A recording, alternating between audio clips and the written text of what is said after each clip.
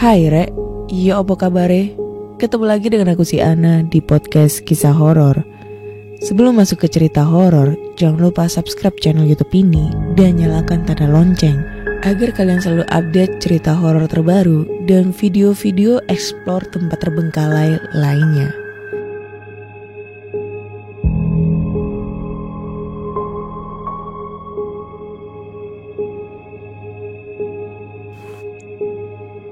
Rumah sakit adalah tempat di mana orang-orang datang untuk mencari pertolongan medis, berharap untuk sembuh dan melanjutkan hidup mereka. Namun, ada kalanya rumah sakit menjadi saksi dari kejadian-kejadian yang tak bisa dijelaskan oleh logika. Seperti kisah yang akan saya bagikan ini, yang terjadi di sebuah rumah sakit besar di kota Semarang. Kisah ini bukanlah cerita horor rekaan, tetapi pengalaman nyata yang saya alami sendiri ketika bekerja sebagai tenaga medis di sana.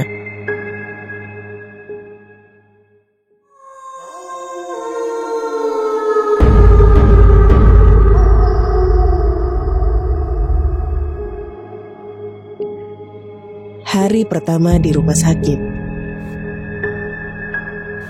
Saya ingat dengan jelas saat pertama kali diterima bekerja di rumah sakit tersebut. Rumah sakit yang terletak di pusat kota Semarang ini memiliki gedung-gedung besar yang cukup tua dengan beberapa bangunan yang sudah dibangun sejak era kolonial Belanda. Walaupun fasilitas medisnya cukup modern, nuansa rumah sakit ini masih menyimpan kesan klasik yang kental. Pada malam hari, suasana di rumah sakit ini terasa berbeda. Ketika jam malam tiba, rumah sakit yang biasanya ramai dengan aktivitas medis mendadak berubah sepi. Hanya terdengar suara langkah kaki dari petugas medis yang berkeliling. Dan sesekali suara mesin peralatan medis. Saya seringkali merasa ada sesuatu yang aneh di antara bangunan-bangunan besar ini. Kejadian pertama, suara langkah kaki tanpa pemiliknya. Waktu itu hari pertama saya bertugas pada shift malam. Saya merasa begitu lelah setelah menjalani pekerjaan seharian. Saya bertugas di ruang ICU yang terletak di lantai 2 gedung utama. Pada tengah malam, ketika hampir semua pasien sudah tertidur dan suasana di sekitar ruang ICU sangat tenang, saya mendengar suara langkah kaki berat yang datang dari ujung lorong. Awalnya saya tidak terlalu menghiraukannya, berpikir mungkin itu hanya petugas kebersihan atau rekannya yang sedang berkeliling. Namun setelah beberapa menit, suara langkah kaki itu semakin mendekat. Langkahnya terdengar semakin jelas, berat dan teratur. Seperti seseorang yang berjalan menggunakan sepatu boot. Saya menoleh ke arah ruang pintu ICU yang terbuka dan berharap melihat seorang perawat atau dokter. Tetapi tidak ada siapapun di sana. Saya merasa sedikit takut dan melangkah keluar dari ruang ICU untuk memeriksa. Di lorong yang cukup panjang tidak ada siapa-siapa, hanya kesunyian malam yang semakin mencekam. Langkah kaki itu berhenti tiba-tiba, dan suasana pun kembali sunyi. Hanya saja rasa takut itu tetap menggelayuti sepanjang malam. Saya mencoba meyakinkan diri bahwa itu hanya hayalan saya akibat kelelahan. Namun kejadian serupa sering terjadi lagi di malam-malam berikutnya.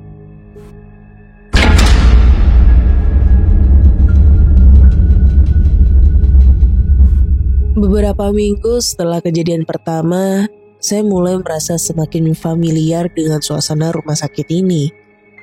Walaupun beberapa hal tetap terasa aneh.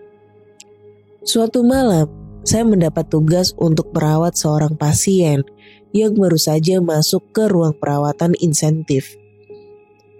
Pasien tersebut seorang pria tua yang sangat sakit.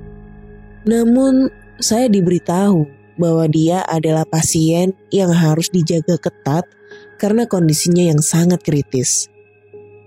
Ketika saya masuk ke ruang pasien tersebut, saya melihat seorang pria yang terbaring lemah dengan alat bantu pernafasan dan infus terpasang. Saya mencatat namanya, memeriksa tanda-tanda vitalnya, dan melakukan tugas seperti biasa. Saya merasa sedikit cemas karena pasien tersebut tampak sangat lemah dan sudah hampir tidak bergerak sama sekali. Namun, saat saya melihatnya lebih dekat, ada yang aneh. Kulitnya ini tampak pucat, matanya tertutup rapat, dan tubuhnya terasa sangat dingin. Meskipun suhu ruangan di waktu itu tuh cukup hangat. Ada sesuatu yang aneh tentang cara tubuhnya tergeletak di ranjang. Seperti ada kekosongan di sana. Setelah beberapa jam, saya mendapat panggilan dari rekannya yang mengatakan bahwa pasien tersebut telah meninggal dunia beberapa hari yang lalu. Namun, namanya ini tercatat masih ada dalam sistem rumah sakit sebagai pasien aktif. Saya sangat terkejut mendengar hal itu, karena saya yakin saya baru saja merawat pasien tersebut beberapa saat yang lalu.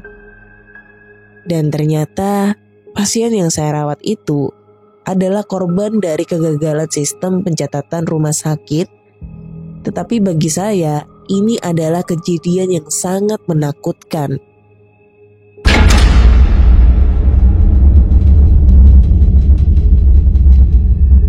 Kemudian beberapa bulan yang lalu saya ditempatkan di unit gawat darurat yang lebih sering berhubungan dengan kasus-kasus darurat dan kematian. Suatu malam saya harus mengantar jenazah ke kamar mayat setelah pasien yang telah meninggal dunia di ruang gawat darurat. Saya membawa jenazah tersebut dengan menggunakan troli. Ketika saya membuka pintu kamar mayat, saya merasa udara yang sangat dingin menyambut saya. Di dalamnya, selain beberapa peti jenazah yang tergeletak, ada sebuah meja panjang yang digunakan untuk meletakkan jenazah. Saya menyimpan troli di dekat meja itu dan berbalik untuk menutup pintu. Namun, tiba-tiba saya merasa ada yang mengamati saya. Ketika saya menoleh, saya melihat seorang sosok tinggi dengan pakaian serba putih berdiri di dekat pintu kamar mayat. Sosok itu tampak seperti seorang pria, tetapi wajahnya sangat kabur dan tidak bisa saya lihat dengan jelas. Ia berdiri diam di sana dan hanya mengawasi saya. Saya merasa sangat ketakutan, tapi mencoba untuk tetap tenang. Saya menutup pintu kamar mayat dengan cepat dan bergegas meninggalkan tempat itu. Namun, saya merasa bahwa sosok tersebut masih mengawasi saya dari balik pintu kaca kecil yang terdapat di pintu kamar mayat.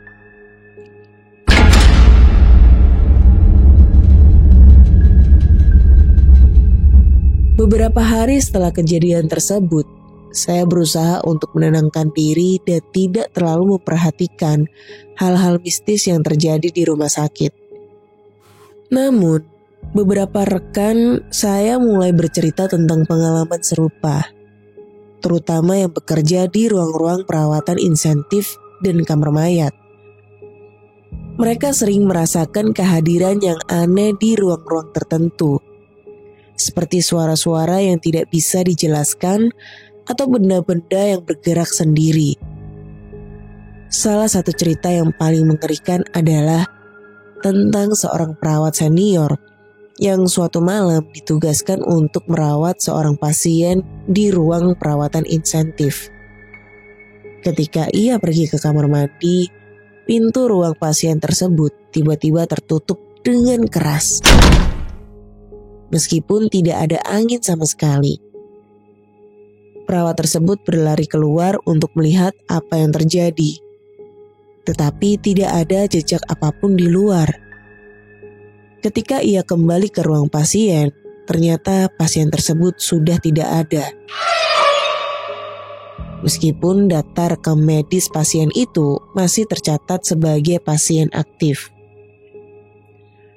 Sejak kejadian-kejadian aneh tersebut, saya semakin sering merasa ketakutan saat bekerja malam hari di rumah sakit ini. Tidak ada yang bisa menjelaskan secara pasti apa yang terjadi. Tetapi bagi saya, rumah sakit ini memiliki banyak cerita yang belum terungkap. Mungkin itu adalah cerita tentang roh-roh yang belum pergi, atau mungkin memang ada sesuatu yang lebih dari sekedar penjelasan rasional di balik kejadian-kejadian itu. Yang pasti, setiap kali saya melangkah ke lorong-lorong rumah sakit tersebut, ada perasaan yang tidak nyaman yang menghinggapi saya dan seolah ada mata yang mengawasi dari sudut-sudut gelap. Tapi itulah kenyataannya. Rumah sakit adalah tempat di mana kehidupan dan kematian saling berdekatan. Dan mungkin dalam ruang-ruang gelapnya ada kisah-kisah yang tidak akan pernah terungkap.